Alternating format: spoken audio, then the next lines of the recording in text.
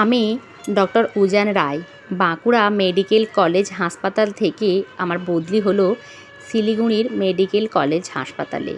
তল্পিতল্পা গুটিয়ে চললাম শিলিগুড়ির উদ্দেশ্যে। বিয়ে আমি করিনি, আর করার ইচ্ছেও নেই। আমার কাজ নিয়ে বেশ আছি। প্লেনের চাকা বাগডোরা এয়ারপোর্টের রানওয়ে ছুঁতেই 21 বছর আগের সেই স্মৃতি চোখ ভিজিয়ে দিল। অসুস্থ বনুকে কলকাতায় নিয়ে যাওয়ার জন্য এই এয়ারপোর্টে এসেছিলাম 21 বছর আগে। তারপর এই এলাম। এয়ারপোর্ট থেকে বেরিয়ে দেখি প্লেকার্ড হাতে একজন দাঁড়িয়ে আছে। আমি এগিয়ে নিজের পরিচয় দিতেই সে গাড়ির দরজা খুলে দিল। গাড়ি চলতে লাগলো, সাথে আমার স্মৃতিও। 21 বছর কম সময় নয়। আমার জন্ম জলপাইগুড়িতে। ডুয়ার্সের মালবাজারে ছিল আমাদের বাড়ি। বাবা ছিলেন একটা চা বাগানের ম্যানেজার। যখন ইচ্ছে হতো বাবার সাথে চা বাগানে চলে যেতাম। প্রকৃতির মধ্যে বড় হওয়ার আনন্দই আলাদা। ডুয়ার্সের নদী, গাছপালা, পশু পাখি সব আমার বন্ধু হয়ে উঠেছিল। ঘরে আমার মন টিকতো না। মা বলতো আমি নাকি বারমুখো। আমাদের পাড়া ও পাশাপাশি 2-3টে পাড়া সবার সাথে আমার পরিচয় ছিল। কারো জিপসি টোকারও পাশে বসে কখনো গরুমারা, কখনো বা জলদাপাড়া চলে যেতাম। সেখানে গাছের বুনো গন্ধ, পশু পাখি আমাকে ভীষণভাবে আকর্ষণ করত। এইভাবে এদিক ওদিক চলে যাওয়ার জন্য বাবার কাছে অনেক মার খেতে হয়েছে।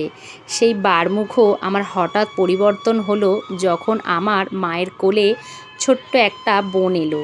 আমি অবাক হয়ে দেখতাম, আমার মতো হাত, পা, মুখ সব আছে, কিন্তু সব ছোট্ট ছোট্ট।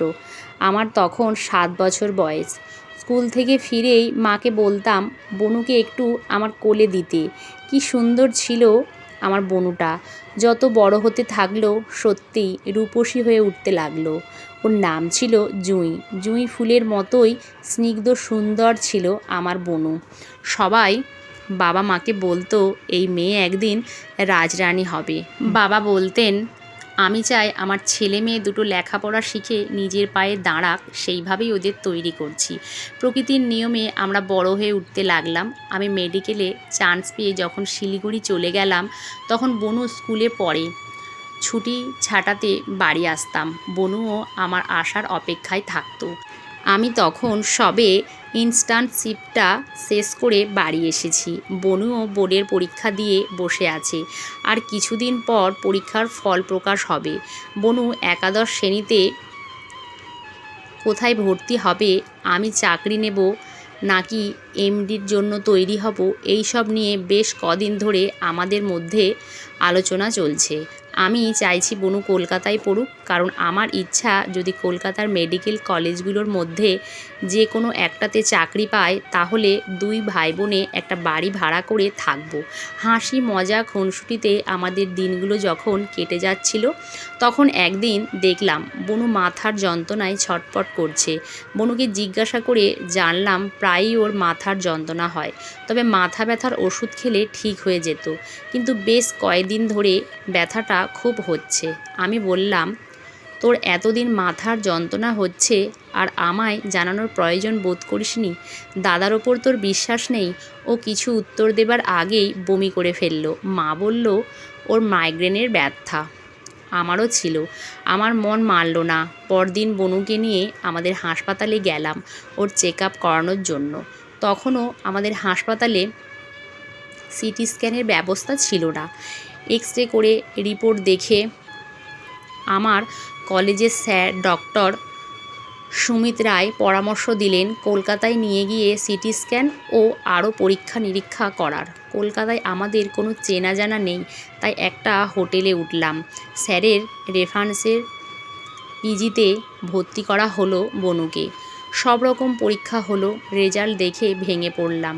ব্রেন টিউমার, এবং সেটা ম্যালিগন্যান্ট।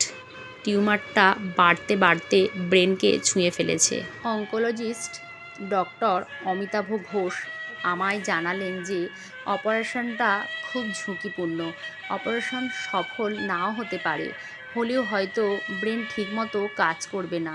উভয় সংকটে পড়লাম। যখন ব্যথা শুরু হয়েছিল, বনুটা তখন যদি উপেক্ষা না করে আমায় একটু বলতো, তাহলে হয়তো টিউমারটা এতটা বাড়তে পারতো না।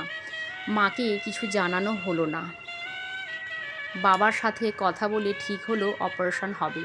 অপারেশন হলো, মস্তিষ্কের মৃত্যুও হলো। হৃদযন্ত্র তখনও চলছে। মা হোটেলেই ছিল। আপাতত মাকে কিছু জানানো হবে না ঠিক করলাম।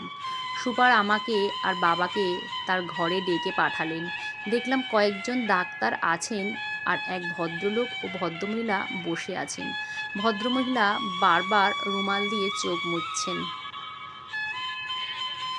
সুপার বললেন, এই যে দুজনকে দেখছেন, এদের একমাত্র মেয়ের হার্টের অবস্থা খুব খারাপ। আপনাদের মেয়ের তো ব্রেন ডেথ হয়ে গেছে, তাই যদি ওর হার্টটা দান করেন তবে ওনাদের মেয়েটা বাঁচতে পারে। উজান, তুমি তো ডাক্তার, তোমার তো সম্মতি দেওয়া উচিত। বাবার মন মানছে না। আমি বোঝালাম যে বনু তো আর ফিরে আসবে না।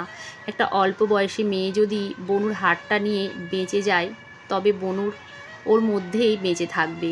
বাবা সম্মত হলো। সেই দম্পতি আমাদের অনেক ধন্যবাদ দিয়ে বললেন, আমাদের মেয়ে জুঁয়ের বয়স মোটে 16, আর ও আমাদের একমাত্র সন্তান। ওর জীবনদানের ব্যবস্থা আপনারা করলেন, এর জন্য চিরকৃতজ্ঞ থাকব। আমার বাবা একটা কথা শুধু বললেন, জানেন আমাদের মেয়েটারও নামও ছিল জুঁই, আর বয়সও ছিল 16। কি কোইন্সিডেন্স, তাই না? তারপর ভীষণ কাঁদতে লাগলাম। আমি বুকে পাথর চেপে কোনো রকমে বাবাকে ঘর থেকে বাইরে বের করে আনলাম। বনুর হৃৎপিণ্ডটা নিয়ে বনুকে আমাদের হাতে তুলে দিল হাসপাতাল। ফুলের মতো মেয়েটা আমাদের ছেড়ে চলে গেল। সেই দিন মনে মনে ঠিক করি আমি অঙ্কোলজিস্ট হব এবং তার জন্য কঠোর পরিশ্রম করব।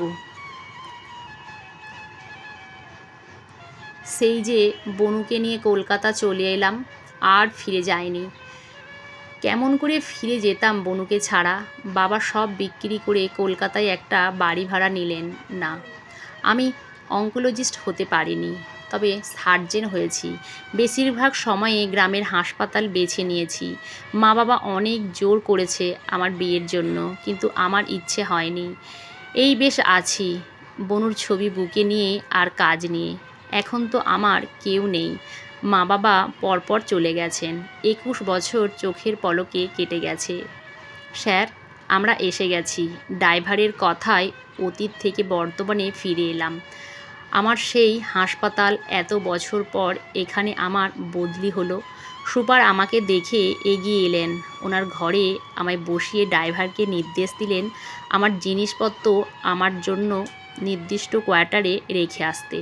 হঠাৎ একটি মেয়ের গলা শুনলাম, স্যার আসবো? সুপার সম্মতি দিল।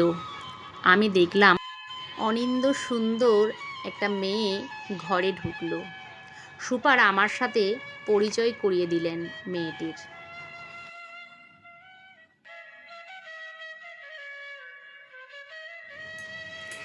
এর নাম জুঁই। আমাদের হাসপাতালে সিনিয়র নার্স। আর জুঁইকে বললেন, ইনি ডক্টর উজান রায়, আমাদের হাসপাতালে বদলি হয়ে এসেছেন। তুমি কাল ডক্টর রায়ের সাথে সবার পরিচয় করিয়ে দিও। তারপর আমাকে বললেন, জুঁইয়ের যখন 16 বছর বয়স তখন ওর হার্ট খারাপ হয়, বাঁচার আশা ছিল না। এক মহানুভব পরিবার তাদের মেয়ের হার্ট দান করে ওকে বাঁচায়। মেয়েটির ব্রেন ডেথ হয়েছিল। কবে, কোথায়? আমি উত্তেজিত। মেয়েটা বলল, পিজিতে 21 বছর আগে। মেয়েটার নামও জুঁই ছিল। আমি সুস্থ হবার পর কত খুঁজেছি আমার মা বাবা, কিন্তু ওনাদের খোঁজ পায়নি। আমি বলে উঠলাম, বনু,